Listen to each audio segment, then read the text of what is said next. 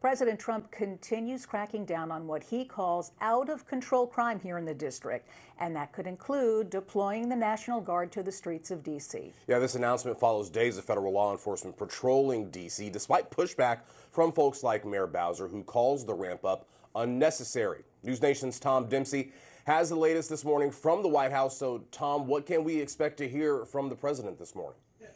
Hey guys, good morning from the White House. Look, President Donald Trump saying he wants to make the streets of D.C. safer and more beautiful. And as we get set for this press conference to begin in just a few hours here at the White House, a source telling News Nation overnight that National Guard troops here in Washington, D.C. have been preparing for the possibility of seeing hundreds of troops deployed to the streets of the nation's capital. A spokesperson for the National Guard telling News Nation that no change in status has come for these troops, but also sending us a statement reading, quote, "We remain committed to providing trained and ready forces capable of providing support when called upon." And also on Truth Social on Sunday, the president saying, quote, "Before the tense squalor, filth, and crime, it was the most beautiful capital in the world, and it will soon be that again." He even said he would take on the issue, similar to how he has addressed the border. But the president ordered more federal law enforcement to patrol D.C. starting last Thursday, as you guys were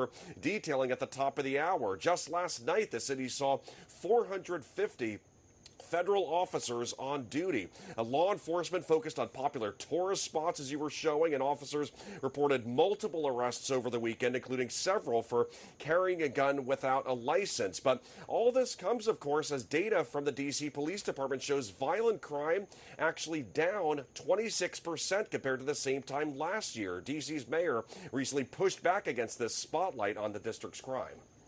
We had a terrible spike in crime in 2023, but this is not 2023. This is 2025.